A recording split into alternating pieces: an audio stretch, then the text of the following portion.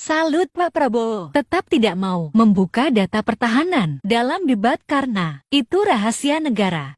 Bagi saya, Mas Anies kehilangan otoritas untuk bicara tentang etik dan moral.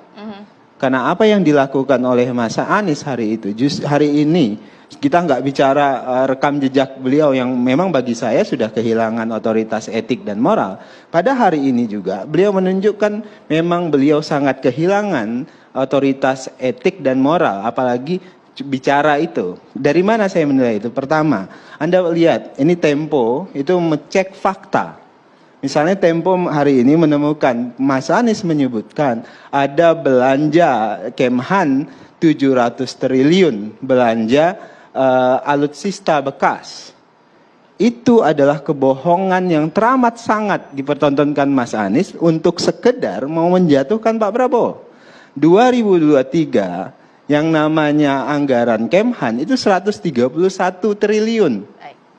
Yang dibelanjakan untuk alutsista itu ada sekitar 30 triliun. Dari mana data yang menyatakan 700 triliun dibelanjakan untuk alutsista bekas?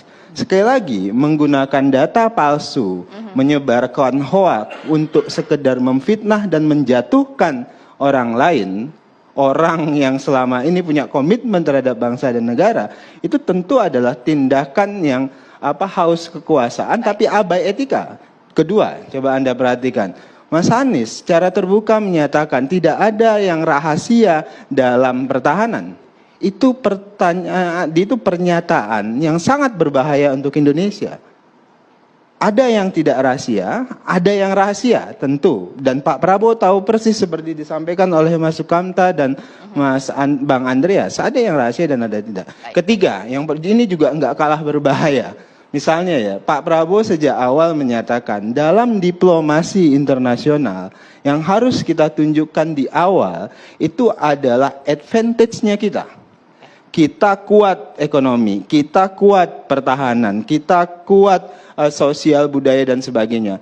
Ketika kita datang di arena diplomasi dengan kekuatan itu, maka kita akan disegani, maka kita akan dihormati. Berbeda dengan Mas Anies tadi, Mas Anies datang dengan omong-omong, mau gombal. Jadi ibaratnya begini, ini Mas Anies dalam diplomasi luar negeri mau seperti cowok yang penuh gombal. Jadi datang ke pacarnya atau calon istrinya dengan ngomong, saya akan mensejahterakan Anda, saya akan bikin ekonomi kita lebih baik, jangan khawatir deh, saya punya mobil. Ternyata dompetnya kosong, ternyata nggak punya kerjaan, jadi cuma gombal dan omong-omong. Nggak bisa begitu dalam diplomasi. Oke, itu catatannya dari Bang Daniel ya.